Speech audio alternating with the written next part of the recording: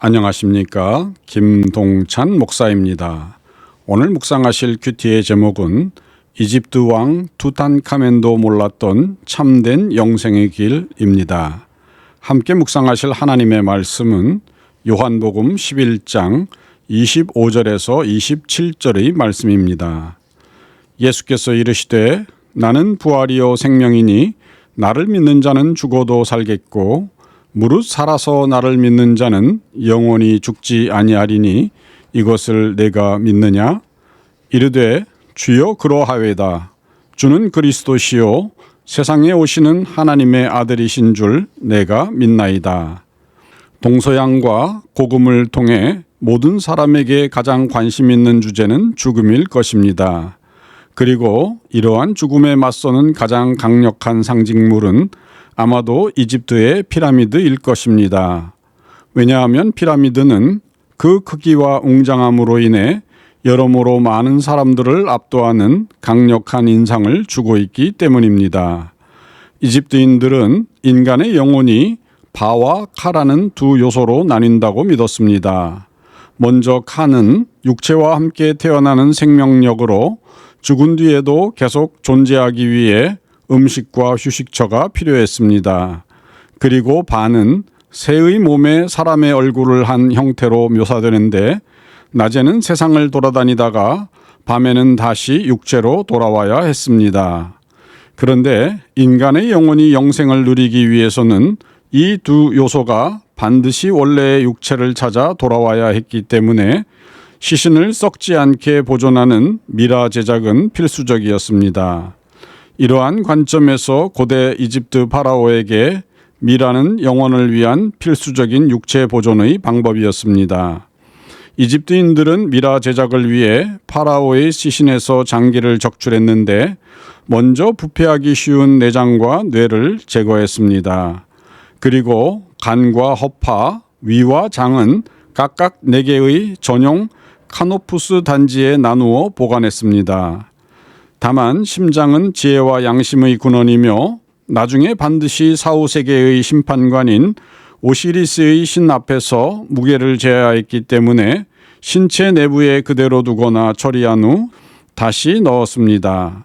그 이유는 이집트인들은 죽은 자가 내세인 아루에 들어가기 전 죽음과 부활, 내세와 농경을 관장하는 신인 오시리스 신 앞에서 심장으로 심판을 받는다고 믿었기 때문입니다.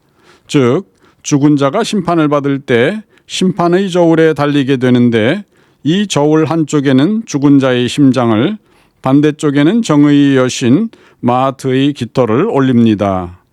만일 죽은 자가 평생 정직하게 살았다면 심장이 깃털과 수평을 이루게 되지만 만약 죄가 많아 심장이 무거우면 괴물 암무트에게 잡혀먹혀 영원히 소멸하게 됩니다. 이러한 이유로 심장만은 시신 내부에 그대로 남겨두는 것입니다.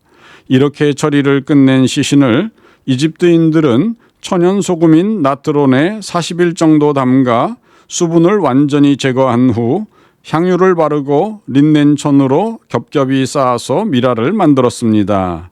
하지만 왕족이나 귀족처럼 미라를 만드는데 막대한 비용을 들일 수 없었던 이집트 서민들은 그들만의 현실적인 방법을 택했습니다. 고대 이집트인들은 누구나 사후세계인 아루로 가기 위해 육신이 보존되어야 한다고 믿었지만 경제적 형편 때문에 제대로 된 미라 처리를 할 수 없었던 서민들은 시신을 아마포 조각이나 낡은 옷으로 대충 감싼 뒤 사막 가장자리의 얕은 구덩이에 묻었습니다. 그러면 뜨거운 모래가 시신의 수분을 빠르게 흡수하여 박테리아의 번식을 막아 결국 시신은 썩지 않고 자연스럽게 말라붙어 미이라가 되었습니다. 이렇게 완성된 파라오의 미라는 피라미드에 안장되었는데 피라미드는 단순한 무덤을 넘어서 태양신의 아들인 파라오가 하늘에 올라가 신들과 합류하기 위한 거대한 종교적 장치였습니다. 즉 피라미드의 경사진 측면은 구름 사이로 내리쬐는 태양광선을 형상화한 것으로 사람들은 왕의 영혼이 이것을 타고 하늘에 올라간다고 믿었습니다. 마찬가지로 초기 피라미드 형태인 계단식 피라미드는 말 그대로 하늘을 향한 계단을 의미했습니다. 결국 파라오들이 살아생전 막대한 국력을 쏟아 피라미드를 짓고 죽은 후에는 미라가 되어 그 안에 안장되고자 했던 것은 죽음을 극복하고 신의 반열에 올라 영원한 삶을 유지하겠다는 강한 의지의 표현이었습니다. 하지만 이러한 이집트 왕들의 열망에도 불구하고 파라오의 미라와 그가 내세에서 사용하고자 함께 매장했던 수많은 부장품이 있는 피라미드들은 거의 모두가 도굴꾼들에 의해 도굴되고 훼손되었습니다. 즉 대부분의 피라미드는 완공 후 불과 수백 년 이내, 즉 고대 이집트 시대에 이미 도굴되었습니다. 이러한 도둑 중에는 심지어 피라미드를 지었던 인부들이나 피라미드 내부 구조를 잘 아는 관리들이 공모하여 침입한 경우도 많았습니다. 그리고 유물뿐만 아니라 피라미드 외벽을 감싸고 있던 매끄러운 고급 석회암도 도굴의 대상이었습니다. 과거 중세 때 이집트 카이로 시가지를 건설할 때 피라미드의 겉면도를 떼어다 건축 자재로 사용하기도 했습니다. 이처럼 지금까지 이집트에서 발견된 피라미드는 약 120개에서 140개 사이로 집계되지만 모두 도굴을 피하지 못했습니다.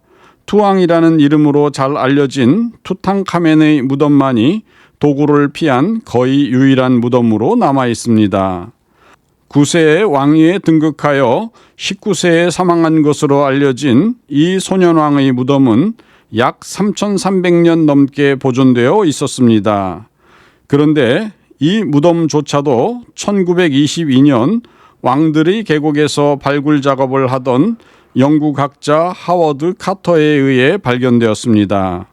그리고 결과적으로는 이 무덤 역시도 발굴이든 도굴이든 매장자의 의도와는 상관없이 파헤쳐져 공개되고 말았습니다. 투탕카멘의 황금 마스크와 화려한 부장품들은 현재 카이로의 이집트 박물관에 보관되어 있고 미이라는 발굴된 후 조사를 거쳐 다시 본래의 무덤에 안장되었지만 무덤 자체가 일반 관람객들에게 공개되었기에 고대 이집트인들이 의도한 영면과는 거리가 멉니다. 그렇습니다.